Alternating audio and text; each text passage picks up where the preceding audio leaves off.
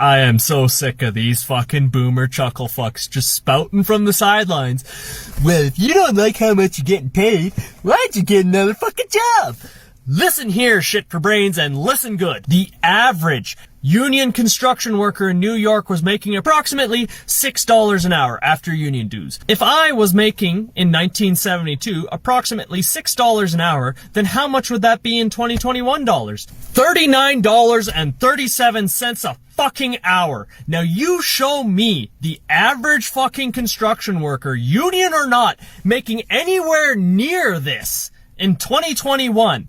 I will give you my left fucking nut if you can do it. 50 fucking years of fucking bullshit self-serving policy has led to a generation making 500% less than you.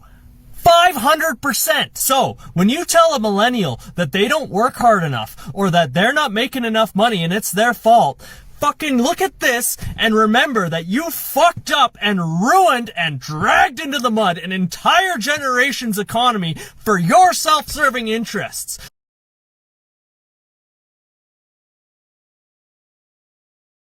Hi everyone, this is Mellow Mike, and thank you for joining me on the first episode of Deep Dive. Most of us have some intuitive understanding of what money and currency are. We develop conceptions of the world based on this intuitive understanding and operate in accordance with these conceptions. For example, when we plan for our futures, we work jobs and save money.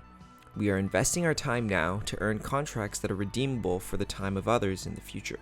So you work hard for 20 years saving up these contracts under your bed. When you retire, you would imagine that you would have 20 years worth of someone else's equivalent effort. That's what's fair, right? However, this is not what happens in reality. In reality, the value of your money decreases over time. The reason for this could be summed up as central banking or inflation, but we'll get real in-depth exploring that, so hang on if you're interested. Bitcoin claims to be the solution to this problem, so if you stored Bitcoin under your bed, it would be worth as much when you withdrew it as when you stored it, at least more or less, and definitely after the year 2140. So the question becomes, why are your 20 years of effort valued at less than 20 years when you redeem them?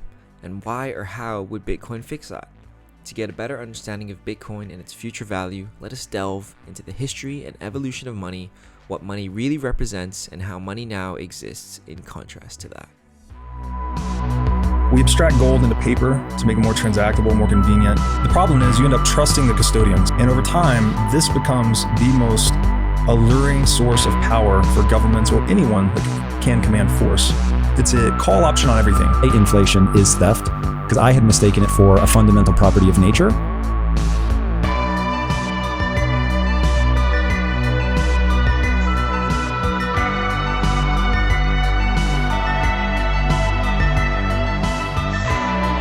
Bitcoin to the moon! I like to call it the immaculate conception. This is going to be a long one, so grab a drink and enjoy the show. As I mentioned, most people have some intuitive idea of money. Money is just a tool that represents value and thus can be exchanged for other valuable things. However, the unit of value at its most fundamental level is simply time or effort. For example, when we buy a chair, we are not simply paying for a chair, but more fundamentally the conglomerate time invested into putting that chair in front of you ready for purchase. However, why do we trust that money is worth time? And if it is, what's the exact exchange rate of money to time? Well, in our modern day and age, money has value because everyone believes it does. Some say the government backs it. However, this isn't a satisfying answer and doesn't allow for further exploration into the mechanics of money's monetary merits. To really understand what money is, we should first understand how modern money came to be and elucidate some basic concepts along the way. This is you. You spent time catching a wild chicken and you put it in a cage. This is your friend. He shaped a log into a club and wants to trade his club for your chicken. Assuming making the club and catching the chicken took similar amounts of time or effort, you and your friend make the fair trade. Great, we have the development of a marketplace or an economy. As it turns out, you're really good at catching and breeding chickens. The other village members have their own talents, and so through bartering or trading, everyone can focus on their own craft and still increase quality of life for everyone in the village. The development of the free market naturally selects the most proficient specialists in their respective areas of expertise. Hence, the public is able to extract and reap the benefits of talented individuals for the greater benefit of everyone. So why or how would bartering or trading goods for goods ever become purchasing? Trading goods for contracts worth goods. Because you are so good at catching chickens, others now come to you to trade goods and services for your chickens. You've chickens in excess and aren't surviving off of them, so in this case you're storing chickens to store value. This is the emergence of money, a commodity that is used to represent value but isn't used for its intrinsic value. So this shows the first characteristic of good money. Good money is durable to hold value across time. Because a dead chicken is worth less than a live chicken, and because chickens die over time, chickens are not good money. Well, clubs are pretty durable compared to chickens. How would the traded club fare as a currency? Well, let's assume you have excess clubs and use them as a store of value. Your other friend has caught a rabbit and wants to trade it for your club.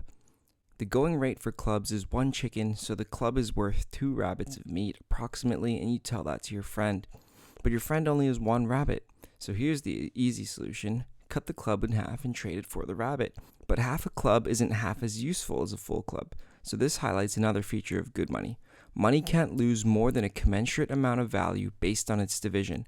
In other words, good money facilitates transactability by being divisible into smaller denominations. A solution to this can be found in precious metals such as copper, silver, bronze, and gold. You are a Chinese merchant and come across some Roman traders. Both your emperor and their Caesar have stamped your respective metal coins to prove their authenticity. However, you don't recognize their stamped coins and they don't recognize yours. This alludes to another characteristic of good money. Good money is recognizable, namely, its value has to be obvious or at least recognized by the parties engaging in the exchange. Luckily, throughout history, even if specific coins weren't recognized by various historical communities, metals can still be smelted, and so the value of metals were still recognized. This is a noteworthy point, as again, like chickens or clubs, metal may not be the exact commodity that you want as a trader. You more accurately want the goods that can be traded for those metal coins. However, on a fundamental level, the metals still have intrinsic value as tied to supply and demand because metal requires time to mine and refine, meaning supply is limited, and if smelted would be of use to someone, meaning demand exists. When metal is turned into money, however, demand becomes infinitely high because there is no limit where future contracts for people's effort become undesirable. Thus, when a commodity becomes a currency, those who can make more of it will do so, and therefore, the supply of a currency determines the value of a currency over time. Because of this, over time, the free market chose gold as the ultimate precious metal, and thus the ultimate form of money. Those who tried to make more gold could try all they want. Alchemy, the proto-science of turning other chemicals into gold, for example, existed for ages until modern chemistry came along. But gold's annual rate of production was still limited by its rarity. The free market recognized very early on that the more scarce a currency, the better, because inflation would be as low as possible. Effectively, those who used harder monies would be able to store and retain their wealth, while those that didn't would see their wealth diminished. A currency that isn't scarce undermines the pool of money already in circulation, devaluing its purchasing power. Thus, good money is scarce in order to protect itself from devaluation. Due to gold's scarcity, gold dominated as the primary form of money for thousands of years. However, gold highlights the final characteristic of good money, portability. Gold is heavy, so transacting is inherently difficult. Money being portable means that value can be easily exchanged across space. Because of this, paper money was invented. Paper contracts were issued and could be exchanged for metal coins, while the actual metal coins would be held in a vault. This way, gold-backed paper money could be used to transact across space much more easily. Over time, the system was adopted all over the world. Paper money enjoyed the benefits of being portable and visible, but remained scarce and recognizable due to being tied to gold. If it were not tied to gold, its scarcity would simply be that of paper, and its recognition would require mutual trust or belief, with everyone having faith that the paper holds the value that it claims to. An implication that is often overlooked today is that value of the paper was effectively contingent on faith in the vault teller, or the custodian. If one day the vault teller stopped trading paper contracts for gold, then the paper money would simply be paper.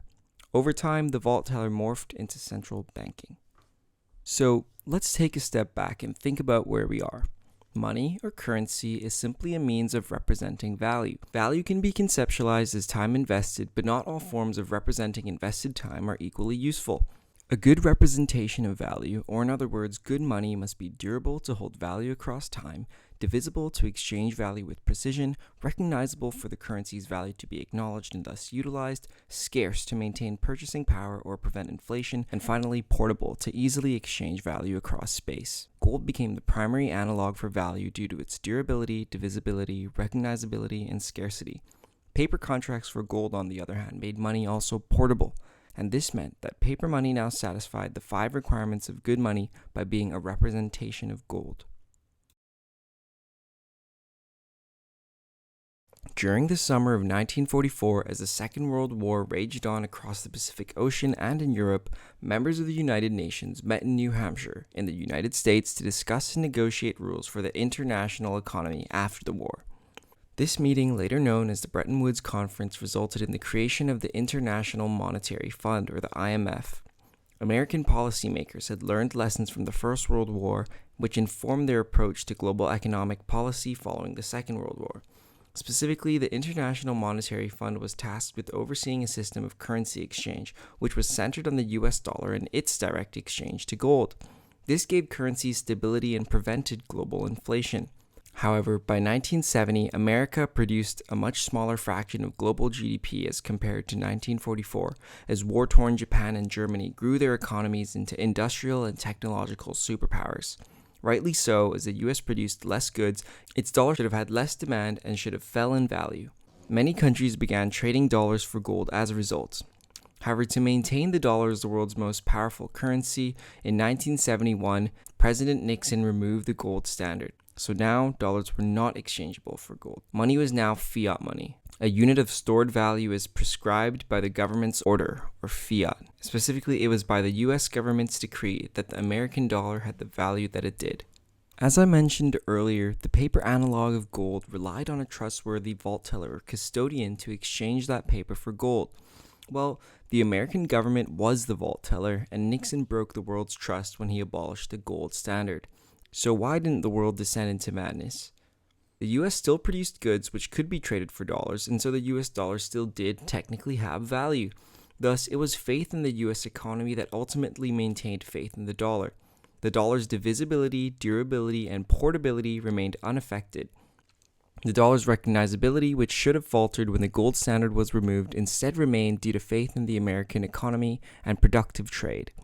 However, another implication was that the dollar supply was now unbridled, and thus the dollar's scarcity was called into question. American central banks, otherwise known as the Federal Reserve, now had untethered control over the supply of American dollars. So, why might this matter? Well, historical case studies have showed us that a lack of scarce money has often been a driving problem for economic collapse. Gold and silver coins were once smelted with cheaper metals, resulting in merchants learning the pitch of gold coins when dropped, and printing counterfeit money was invented but later criminalized. Governments know to be responsible with the money supply, as past case studies of hyperinflation had shown them the economic calamity that awaited. The government wouldn't be irresponsible with the money supply, right? They wouldn't willingly devalue their own currency, right? So, why would the government do this to your money? Many economists argue that if no money was ever printed, then money would be hoarded. Hoarded money isn't being put to use in the economy and thus would decrease economic growth. By having a small inflation rate, people and businesses are incentivized to spend money now as their money decreases in value over time. Essentially, inflation keeps an economy operating at quote-unquote full capacity, as all assets are being put to use. Modern economists largely debate over which economic theories or models would best achieve this goal of sustainable full capacity, and direct governing institutions on how to maintain economic prosperity in accordance with these ideas. So, that sounds perfectly reasonable. It would seem that the crucial question is simply whether or not it is worth losing money to inflation for the sake of economic growth or stability. In fact, this does tend to be the level of analysis for most market participants, and most people say yes, it's worth it. However, perhaps there's a more fundamental level of analysis that can shed some insight on the state of the modern economy. Is government intervention a good or even tenable solution to begin with? Implicitly, the pro-interventionist perspective asserts two premises as given. 1. The government always has the public's best interests at heart, and 2. The government knows and is able to predict the future well enough such that the policies that they enact would actually facilitate sustainable long-term growth. If either of these assumptions aren't actually true, then economic intervention by the government is actually not a tenable long-term solution. Dealing with the first assumption, it obviously is not true. The government does not always have the public's best interests at heart, even if it considers the public's best interests the majority of the time, and I'm not even sure if that's true. It doesn't all the time. The issue is that with authoritarian systems, all it takes is one bad apple to irreparably exploit and ruin the system for everyone. As history has shown us, economies only recover from hyperinflation via radical measures such as changing a country's currency basis, and is often accompanied by drastic political reform. However, even in cases such as these, it's unclear if the governments knew of hyperinflation's life-changing ramifications and didn't care, or if it was just a byproduct of corrupt ignorance. It really doesn't matter too much, however, as dealing with the second assumption, it is effectively always the case that no one knows enough about the future to be able to influence and model a sustainably prosperous economy. As some economists believe, value is subjective and economic decisions should be made at the individual level. Why was the chicken worth the club? Did you think the club would be more valuable for hunting other animals? What if your role wasn't to hunt for food? Did you simply want your friend to not have a club because he's erratic and violent? What endless other questions did not only you, but also your friend have to consider for the trade to ultimately be made?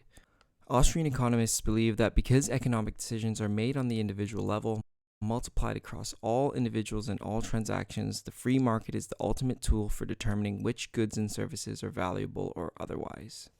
Additionally, money itself is a product of the free market. When considering money's quintessential characteristics, they emerged as a product of the free market needing an ideal medium for transacting value. The free market determines by a sort of fiscal natural selection how much of what things should be produced and distributed, and this includes money. No institutional governing body should or even could sustainably determine market decisions a priori for the masses. Subsequently, Austrian economists believe that large returns to equilibrium or large market corrections such as the dot-com bubble and the 2008 Great Recession are primarily caused by government intervention. Through fiscal policy, as propped up market prices deviate from their equilibrium or free market prices, economic bubbles are created. As markets are propped up by fiscal policy, the government is in turn incentivized to create and institute more economic policy, foregoing the forecasted bubble burst. As returns to equilibrium are inevitable, the enforced delayed return to equilibrium only results in a larger eventual economic collapse. Many Austrian economists even draw connections between fiat money and social issues such as wealth inequality or global warming. Fiat money distorts the value of the future for free market actors, making everyone's time horizons shorter. However, the political actors who propose the remedying policies for social issues often don't have to consider time horizons and subsequently fail to consider opportunity cost because their source of income doesn't come from the free market but rather from the money printer. Wealth inequality is exacerbated as a product of inflation as those living paycheck to paycheck see their wages devalued under their noses while those who can afford to invest in appreciating assets ride the inflation wave. On the other hand, modern economists insist that economics is a soft science, as math, statistics, and sociology have improved radically. As science translated its ideas into applicable reality, economists wanted to translate their ideas into applicable reality as well. Implicitly demonstrated by their actions, modern economists largely believe that they know what the best decisions are for the market as a whole. The core difference with science and economics is that science relies on empiricism and economics relies on rationalism. The reason why empirical science works is because we exist in a multifactorial chaotic state system, in other words, the universe, and it's simply impossible to predict chaotic outcomes with reliability, especially as time goes on. Hence, experience dominates as a way of knowing. Rational economists, on the other hand, see only a subset of data, whatever they believe to be sufficient, and then extrapolate and formulate theories from there. Though reason is valid when all variables are known or controlled for, chaotic systems have too many unforeseen variables. How might this difference manifest? Science has always relied on the scientific method, which is ultimately a procedure of falsifying hypotheses and reproducing results. Economics, on the other hand, can't afford this luxury, as testing economic theories often comes with irreparable consequences. In essence, implementation of economic theory is itself both the experiment and the application. Are you willing to be your erudite government's guinea pig? To exemplify what this experiment might look like, let's look at the modern United States. Cities went into lockdown and businesses shut down following the recent coronavirus pandemic. This slowed economic mobility and decreased GDP, or how much stuff the country makes. As fewer goods and services were produced, money was printed to drive up demand and stimulate economic mobility. By giving American citizens spending money, the government was influencing their purchasing decisions. They decided that their influence on their citizens' purchasing decisions would be enough to stimulate the economy, and that the repercussions of this printing would ultimately still be better, whatever that meant by their calculations. Additionally, the precise amount of money printed was some rational but still relatively arbitrary quantity. What would the calculation look like for the government to compile every possible variable now and in the future to determine, yes, this precise amount of money distributed this precise way is what's best for our economy? Metaphorically, this can be conceptualized like the government being a pair of hands trying to push water to one side of a bucket. They can keep trying collecting and recollecting water in different ways, but the water will still always find a way to settle at equilibrium. The more water they hold up, the more painful the eventual return to equilibrium will be. Perhaps even worse is that many simply rely on their own working but incomplete understanding of the dollar and think that the government is doing some great service printing stimulus checks. In actuality, the government is diluting all the cash that they already have and furthermore diluting the wages that they earn. Whether that's ultimately better, no one knows, but many people are currently already unhappy. As of November 20th, 2021, inflation has been reaching 30-year highs. The trickle-down effect of the stimulus checks eventually reaches the price of consumer goods, and that's coming now. Why the delay? Well, increased demand in cash without increased supply or GDP means that prices eventually have to increase to equilibrate. However, this process can take time as inflation has a knock-on effect, slowly inflating raw material prices first and consumer prices last. Additionally, around 50% of stimulus checks saw entry into the stock market, which delays that trickle-down effect even further. The lowest averages you'll see are in the US, Switzerland, Denmark, and Sweden, and they're about 6 to 7% per year over the last 50, 60 years. So that's really as good as it gets. At the moment, holding onto your money will effectively result in your wealth decreasing. You're strongly incentivized to take risk, for example, by investing in an appreciating asset class like stocks to hedge against inflation, because a company's profits should equilibrate with the inflating money supply as well. That purchasing decision entails a certain amount of risk and reward, which you otherwise may not have liked. The government is essentially forcing you into taking risk and you don't have a say. If you don't invest, then you lose about half your wealth every 10 years in the best case scenario. Bitcoin proponents claim that Bitcoin will solve inflation fears, allowing individuals to store and consolidate wealth. Additionally, Bitcoin is immutable and doesn't require a hegemonic intermediary. So what is Bitcoin? This description of Bitcoin will likely not do it justice, but I hope it will be sufficient for the understanding of this video and the implications of fiat money. Bitcoin is a technology that essentially forms a decentralized ledger of transactions. This enables transactions to bypass any one central authority. So what the heck does that mean? Let's get into it. Paper money in the past replaced gold due to its portability. However, in the age of the internet, digital money has replaced paper money to be even more portable. Ultimately, the numbers in your bank account are simply lines of code in a bank's servers. When you go to an ATM, you believe you can change the numbers on the bank's ledger and get cash in exchange. As paper money's exchange for gold required trust in the gold vault's teller or custodian, digital money's exchange for cash requires trust in the bank. In the past, gold vaults required security, as kings and lords wanted to secure their assets. Similarly, today, banks have security protocols online and in the real world to secure their assets. An issue is that the money is centralized and simply requires a single point of infiltration to manipulate. This is because banks have a central record of all bank accounts and their assets. To solve this issue of easily manipulated centralized money, someone, or multiple people with the now infamous alias Satoshi Nakamoto came out with the Bitcoin white paper. This was essentially a master plan which described a code that computers could run, which would produce a decentralized system of creating and transferring representations of value, i.e. Bitcoins. Any computer could download this code and run it, which would allow them to join the Bitcoin network. Before I really get into Bitcoin, it may seem that Bitcoin has some arbitrary rules.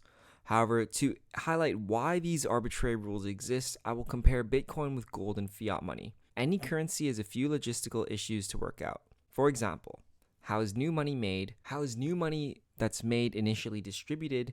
And how is money transacted after it's made? We often forget about the first two questions because they don't concern the average person's daily usage of money. However, especially as Bitcoin was a new currency, these two factors had to be tackled. But let's start with gold. Gold is produced by mining then refining ores into mostly pure gold. This is a slow and energy-consuming process and thus is a supply-limiting factor, as I've mentioned before. How was old gold distributed initially? In the long ago, slaves mined gold, which was the right of kings. In other cases, fiefs and nations often recalled their gold to be purified and redistributed. This was backed by the threat of force.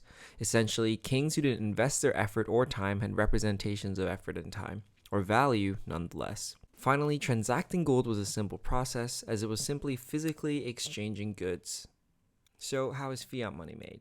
Paper fiat money is printed at a low cost, and lines of code are changed on a spreadsheet in the case of digital money, also at a low cost.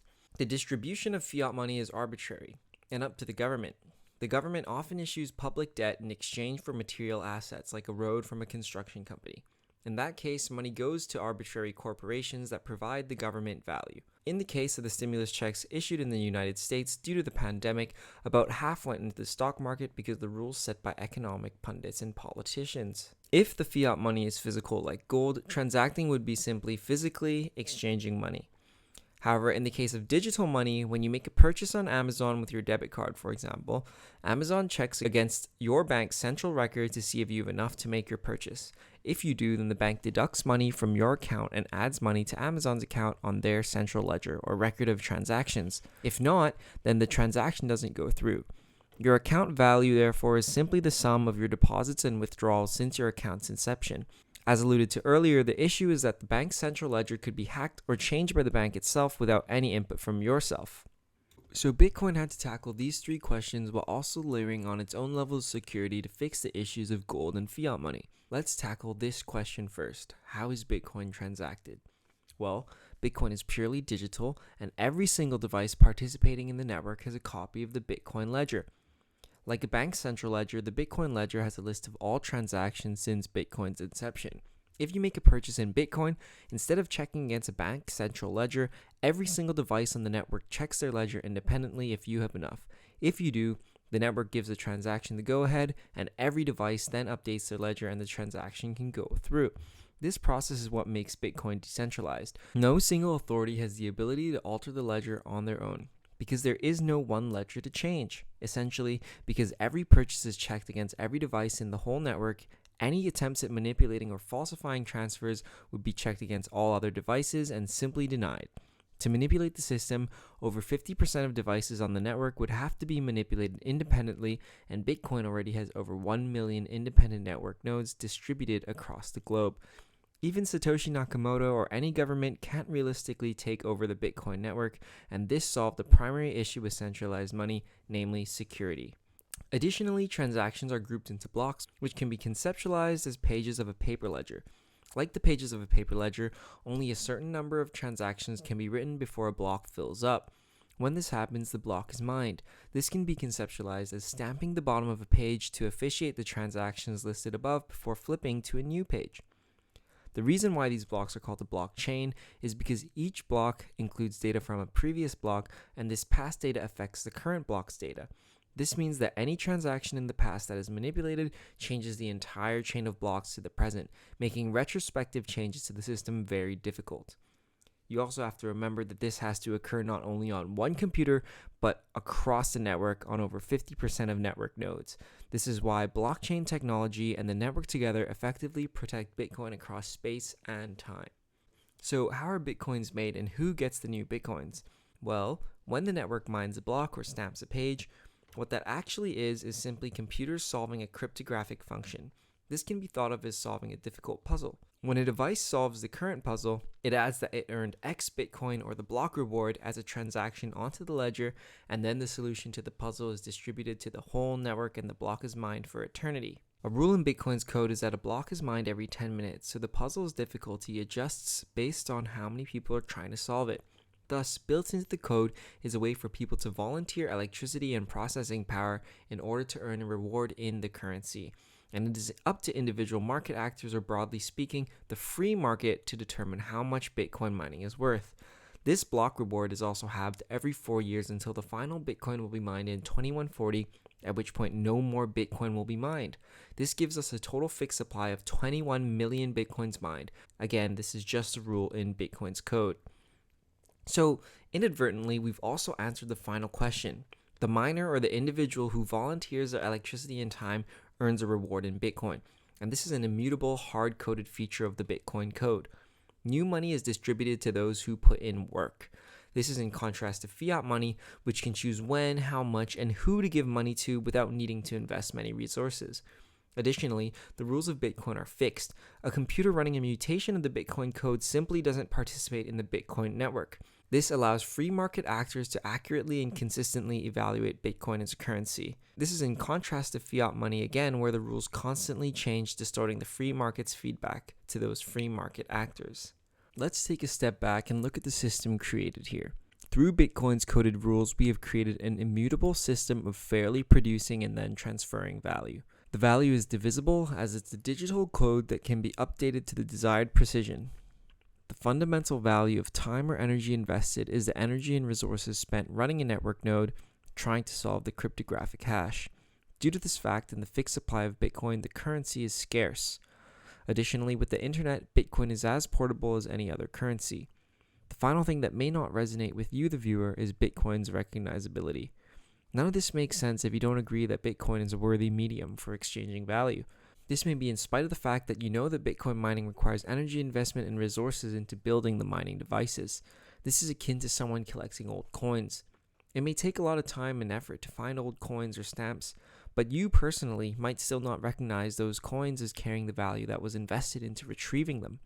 However, across the world, Bitcoin is being adopted as a means for exchanging value. Especially in nations with political disorder or hyperinflation, Bitcoin's adoption is ever growing. Even in the West, companies have started adopting Bitcoin as a means of exchange, and Bitcoin currently holds 1% of the world's total market cap. As history has shown us, the free market, consisting of individuals who want to store and maintain their wealth, always tends towards the hardest currency. In the era of fiat money, many of us have forgotten money's necessary characteristics and insightful history. Money's characteristics and history also reveal that money itself is a commodity that is subject to free market forces and should not be manipulated by any external force who doesn't play by the same rules. Fiat money puts power in the hands of institutional actors who, even with the best intentions, are incapable of sustainably playing God with the free market. Regardless of the eventual outcomes for their economies, for the daily citizen, fiscal policy entails losing wealth over time to inflation. This forces market actors into making decisions they may not want to otherwise, and the system often still manages to screw them over. Bitcoin solves this by being a technology that produces a unit of value at a decreasing rate until it no longer does. It is a durable, divisible, portable, and scarce currency, and these characteristics for the past 12 years have remained immutable despite many attempts to hack the network. Its recognizability is increasing as it has entered the public consciousness and doesn't look to be slowing down. All of these factors in conjunction are why many say that Bitcoin is the future of money. The only real question that remains is whether or not political actors will attempt to snuff out the Bitcoin flame in a coordinated international assault, but perhaps that would explicate all the more the intentions of our market manipulators. Alright, hi again everyone. Thank you for spending your time indulging in this random investigation of mine. I hope this was insightful for you, helpful for understanding modern money and Bitcoin. I will leave a bunch of interesting links in the description if you would like to check out some of my more interesting source materials. I also got a new microphone to continue making better videos on this channel, so thanks for the feedback on the last video. Please continue to let me know what other things could be done better. If you want to see more videos like this, drop a like and a subscribe, and until next time, peace.